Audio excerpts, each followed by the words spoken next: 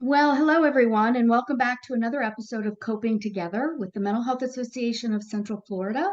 I'm Marnie Stallman, the president and CEO, and today I have the pleasure of welcoming Lisa Bachman to our forum to talk a little bit this morning about a really important topic and an initiative that she was involved in. Talk about her personal journey and her family's recovery, and to introduce you all today to a wonderful book that you can purchase on Amazon that Lisa has authored along with her family called The Book We Wish We Had: How We Stayed Hopeful When Hope Wasn't Enough. Hello, Lisa, and welcome to Coping Together. Good morning, Marnie. Thank you so much. I'm so thrilled to be here. So, we're really thrilled to have you and to have this opportunity for you to share your story and your family's journey. Tell us a little bit about yourself and your family, and then let's move into how you came to write this amazing book. Thank you. Thank you. Thank you. So I have three children, my husband and I, and our story begins with our youngest, who was very, very sick when he was born and had all kinds of mental challenges to the point where he attempted suicide 3 times before he was 11 years old. Oh my gosh, yeah. At 12, we finally got a proper diagnosis. And I should add in that we had to put him in an in-residence program. We admitted him to a hospital, and unfortunately that didn't work. And we had Mary Poppins float into our lives, who was literally with us for 3 years of outpatient treatment that helped him get well.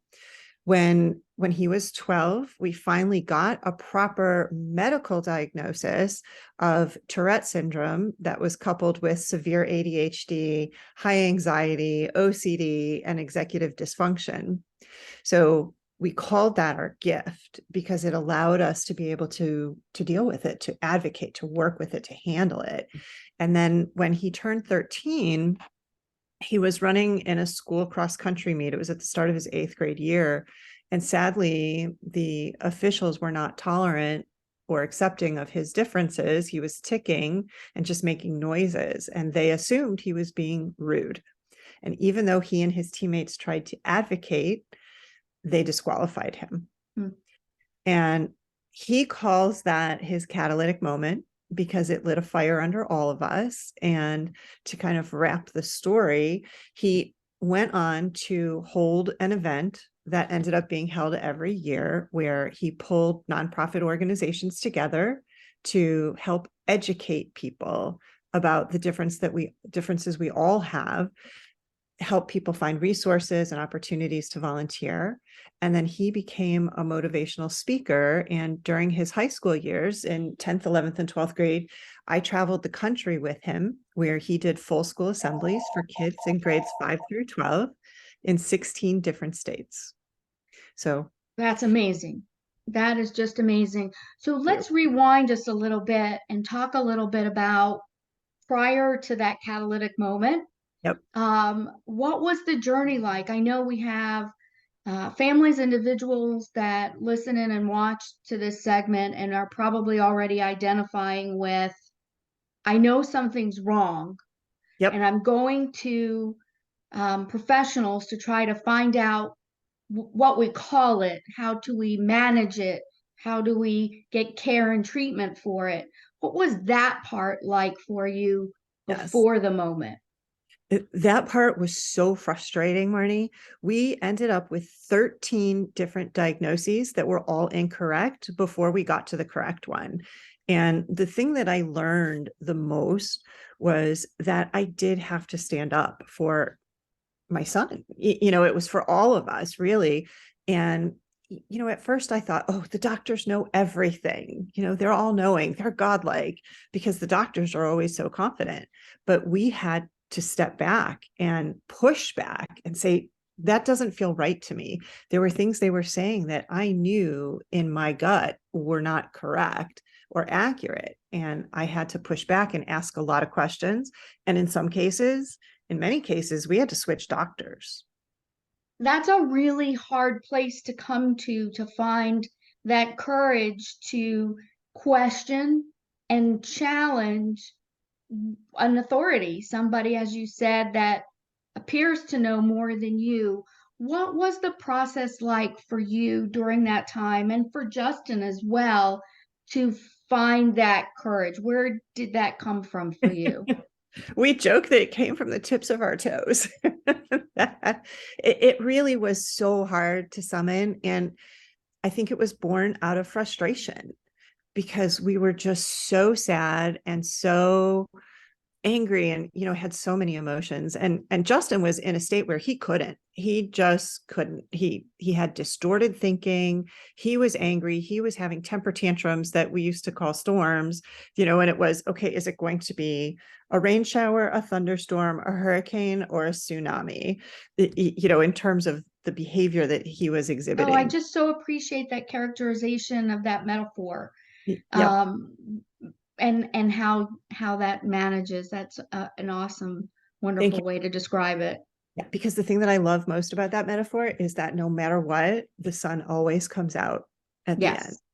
And I So think that's one of the themes that comes out so wonderfully in the story of the book I Wish We Had, thank you. because while you're chronicling the journey, and a lot of feedback has come back from individuals that have read the book, talking about how they thought that this was going to be more of like a how do you manage kind of process, how do you get through it, which it is, but it also is so hopeful and joyful Thank about you. the things that you discovered, like that metaphor, and how to characterize things for once coming to the realization that you got to the proper name of what was going on. What happened then? How did that change things? Well, it changed things because we knew what we were dealing with. It's so funny because people talk about labels, and I have a very interesting relationship with the word labels. I prefer diagnoses. We had a Mhm. diagnosis, and that allowed us to connect with other people who were going through the same thing. It allowed us to come up with a plan for education. And, we had struggles with doctors, we had struggles with the school, and knowing what our rights were and what types of services we were entitled to was something that we had to learn and figure out. And knowing the diagnosis gave us that roadmap to be able to get there. I love that rejection of label. I have a neurodivergent daughter myself, Mhm. and we struggled in the beginning of how to educate our family on what was the diagnosis, as you called it, for her, but also helping her. And she once said to me, "Mom, what if people, when I go to school, see me for what I can't do instead of what I can do?" So common. It's a pet peeve. Can you tell? Yes. And my thought about labels are they are things that other people, they're judgments that other people make. So, And how did you, in your family's journey and in Justin's journey, and I'm sure it's still continuing, help people to understand how not helpful that can be, and also to get them on a path of better understanding? yep. So we had a lot of tools, thankfully, that our social worker was able to provide for us. And also our connection with the National Tourette Syndrome Association helped with that as well. As an example, they helped us create a script that we gave to the teachers that the teachers would read on the first day of school, the very first thing. And it described what Justin's condition was. And the really neat thing was that the kids were so accepting. We had the teacher read it because the teacher's the person in the position of authority. And then we asked the teacher to give Justin 5 minutes to answer any questions. But the script essentially said, this is Justin. He's an important member of our class. He has a medical condition called Tourette syndrome. It causes him to make very strange noises and movements that are called tics. And then it ended with, it bothers him more than it bothers you. Oh And gosh, that's so important to say because it humanizes that this is something that's happening to Justin, right, and right. not necessarily just to them, and that he's has managing, and that's an interesting. conversation point as well. So often with individuals that are suffering or managing neurological disorders like Tourette's, a lot of people don't assimilate or associate rather that there's mental health concerns and issues that go with that as well, Oh, yeah, right? Can you talk a little bit about that? absolutely. And Tourette syndrome had absolutely nothing to do with the fact that Justin attempted to take his life 3 times. It was the depression. It was the way he felt he never fit in. He assumed that he was a burden on all of us. I'll never forget the day he looked at me and said, Mom and Dad, you're good people. You don't deserve to have a child like me. Oh gosh. It's like, who is he to decide that? It's like, no, you're not a burden. But in his mind, he truly felt he was. And one of the things that I neglected to say in that script is it ended with, what can you do to help? And Oh, that's it's so empowering for individuals that are around other individuals that are grappling with anything. We right. say often is, not just check in on the strong ones, but when you're looking at someone that's struggling, what can you do to help? Right. Right. And so what were some of those things that for the students were recommendations? Because I know we have people that are watching in today that may be looking for some actual real concrete things that I wish I could do types of responses for what your journey was like. Absolutely. And we kept it very simple. We wanted to keep it short and sweet. It said, ignore his behavior if you can, treat him the way you would treat any member of the classroom, and don't be afraid to ask him questions. Oh, that's a good one. Mhm. Because there were a lot of questions. In that 5 minutes, people asked if it was contagious. Even things like autism, when kids stim or when they melt down, other kids think that that could happen to them because maybe inside they've had that anxiety type of feeling where they couldn't control themselves. So if they're around that, could it happen to them? So we wanted to be sure that we open the door and let them know that, hey, you know what, it's okay to ask me about this. And as Justin got a little bit older and more understanding, can you talk a little bit about who you refer to as Mary Poppins? Because I think that that's a really amazing story. It's a component of your family's journey, but also we have a Mary Poppins in our house as well. Yep. And how do you find her or Yeah. him? Yeah, the finding was the hardest part, and it really was networking, where we had to realize that we needed help.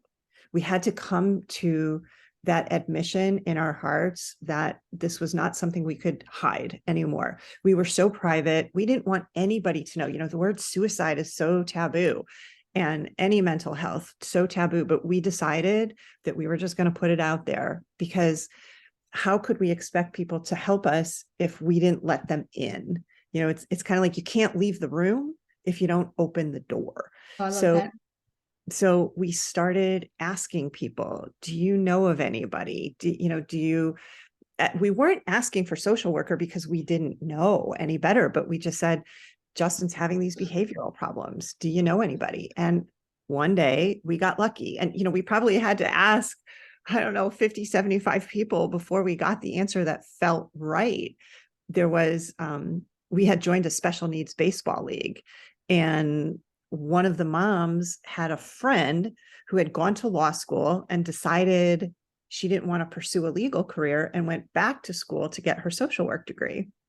And she had just moved back we were living in Cleveland at the time. She had just moved back to Cleveland, and we were her first client.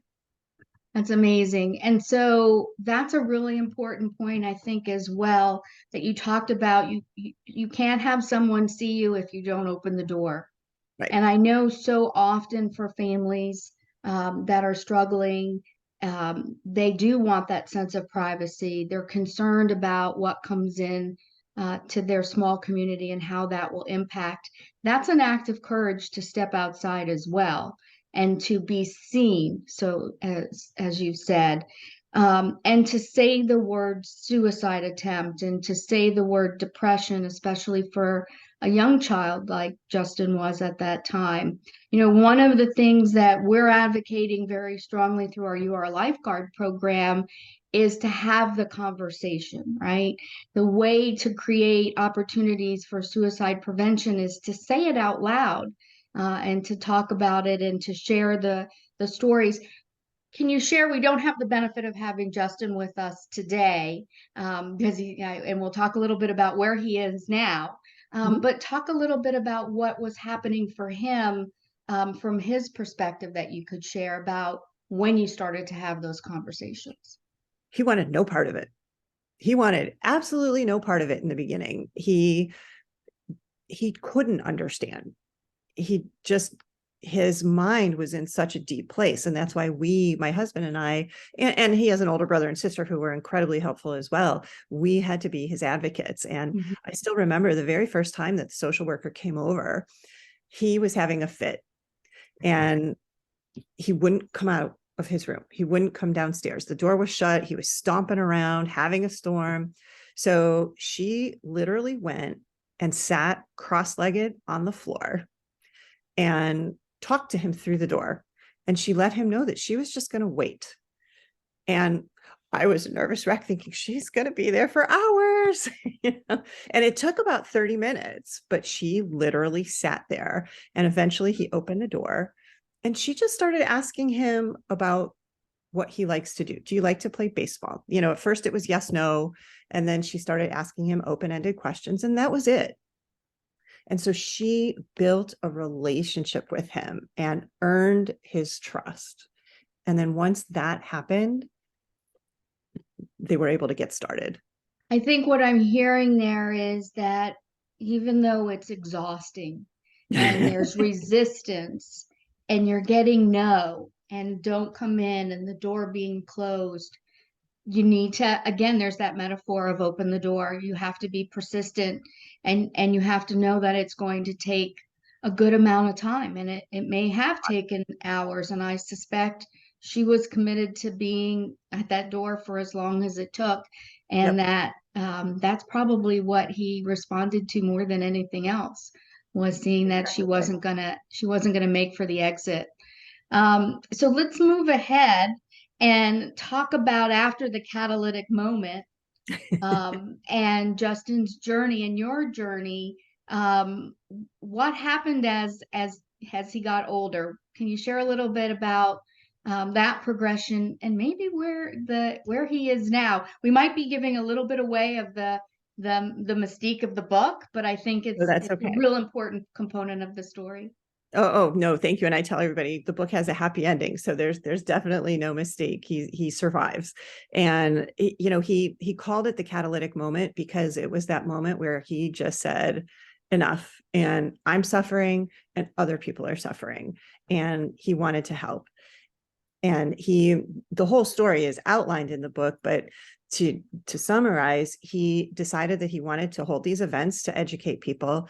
And then he became a motivational speaker where he did these assemblies and with kids, and 29 kids approached us in a 3-year period after he would speak, and they told us that they had a suicide plan, and we were able to get help for all 29 of those kids.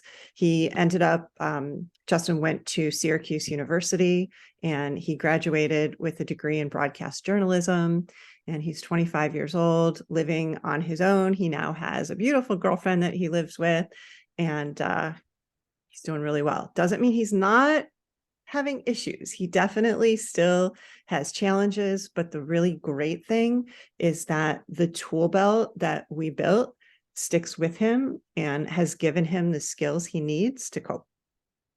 That is amazing. And not only his recovery, but the 29 other individuals that came forward to share their journey and their story and their plan for Mhm. how they felt they were at a place that was so dark that there Right. wasn't an alternative.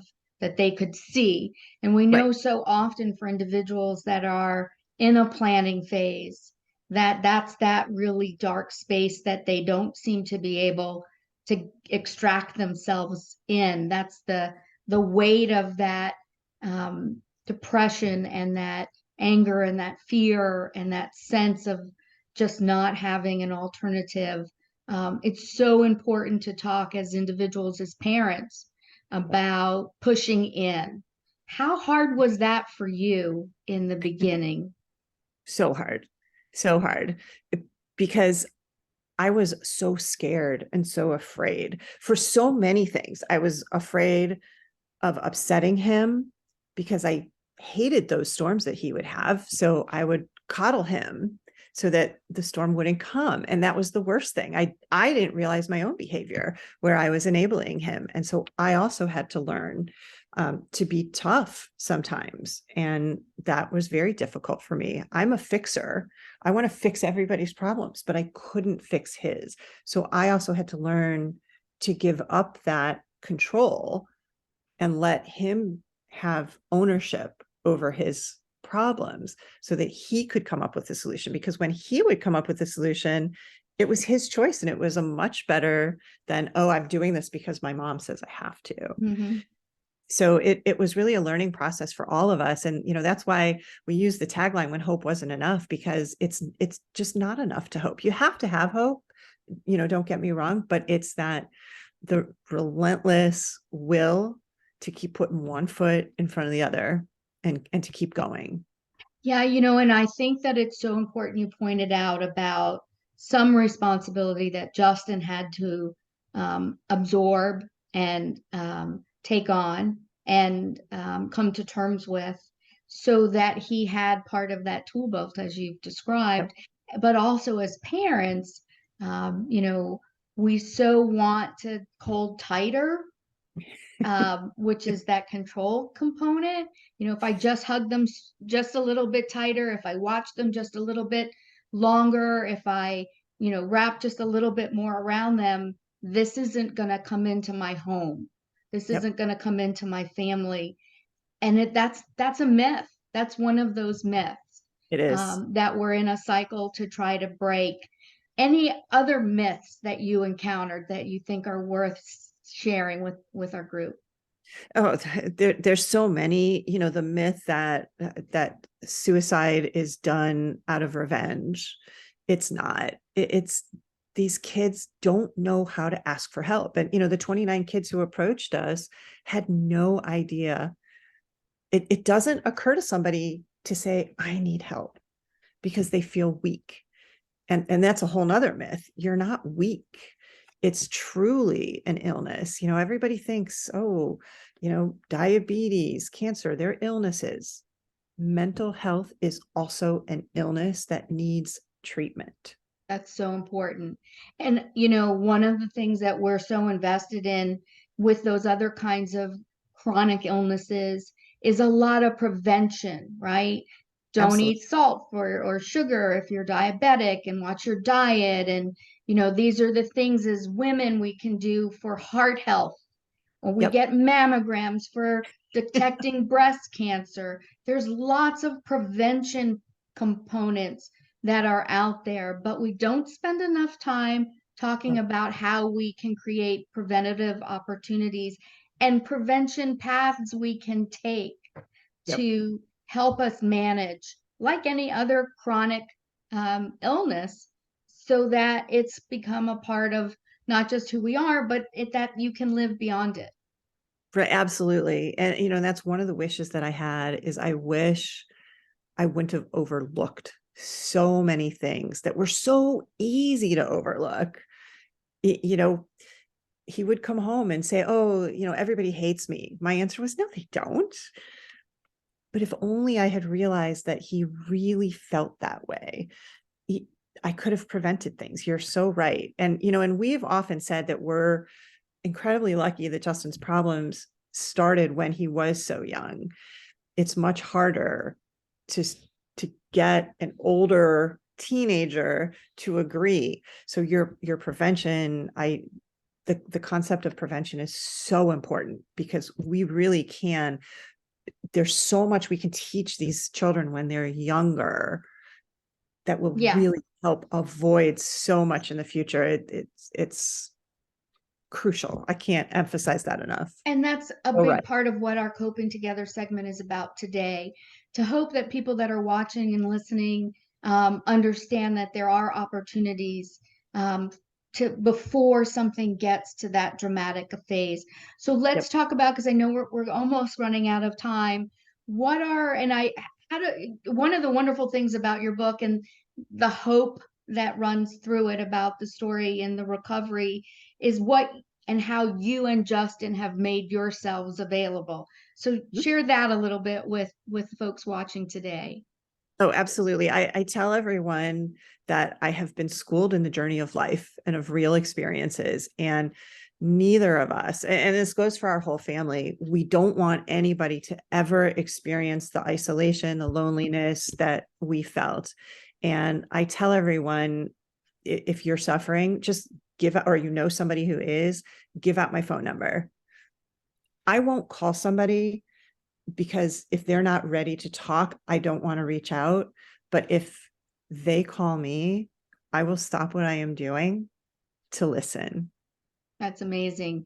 And I know that's a big part of your recovery as the mom, as the parent, as the wife, and what you go through. So let me share with everybody, if you do want to reach out to Lisa, you can find her and reach her through the Mental Health Association. We'll be happy to connect you directly, both by phone and by email. Let's talk a little bit about the book, all right? Sure. And what pushed you to now get to that point, because I know you had a co-author. You can talk a little bit about him as well, how people can find the book, and what you hope to accomplish. Thank you. The book it's on Amazon as well as Barnes and Noble. The way it was written was I would write a chapter and then I would send it to Justin and he would read it, and then together we would edit it. And then my husband wrote something at the very end as kind of an afterword. And the book does start with Justin writing a letter to his younger self that still brings me to tears every time I read So it. powerful. It's the power that he has. He always says, don't only look back to see how far you've come. And that's the overriding theme of that letter. Did I answer all your questions? Yeah, well, and they could, so the book can be found on Barnes and Noble and Amazon. And you mentioned that Justin is still out speaking. Yep. We have a pretty wide audience just beyond Central Florida. So for individuals that might want to find Justin Mhm. on a speaking engagement, how do they do that? And actually both of us are willing to speak. And just like they can contact me, if they contact you, Marnie, through the Mental Health Association, I'm sure that you can get us connected. That's wonderful. This is such a powerful message to share with families, with parents, with individuals themselves that could be watching today that have grappled with some of the issues that we've talked about. We know that where we are today as a community, as a society, we're working so diligently to raise the awareness and the IQ level of what it means to have a mental illness, but also what is mental wellness and how you can get back to a track, even with a diagnosis, a point of wellness and recovery. And that's such a powerful message. I'm going to let you wrap up with what you'd like to have be your message to everyone today. Oh, thank you, Marnie. And I think, I really love that mental wellness, because no matter what you're dealing with, whether it's a medical condition, some kind of an illness, some kind of an injury, there's always a mental component to it. And it's always tough to deal with.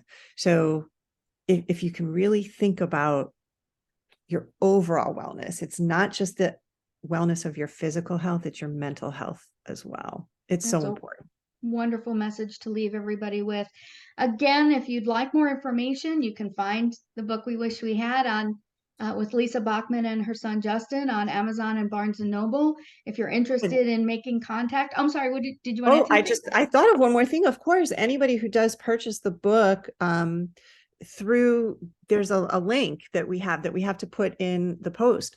We're willing to donate proceeds back to the Mental Health Alliance. That's so wonderful. That is just amazing. So again, reach out, look for the book on Amazon and Barnes and Noble. Resource us here at the Mental Health Association if you'd like to connect with Justin and his wonderful mom, Lisa, about opportunities to learn more about their journey and maybe have them come and speak to an opportunity or few. Lisa, thank you so much.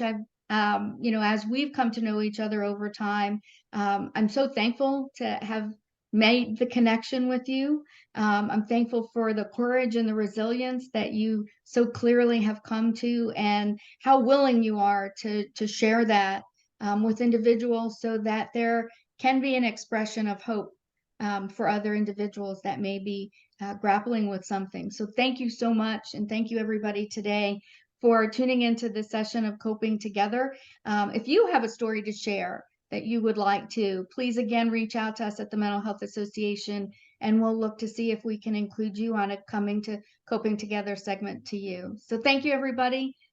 Be well on your recovery journey, and happy holidays.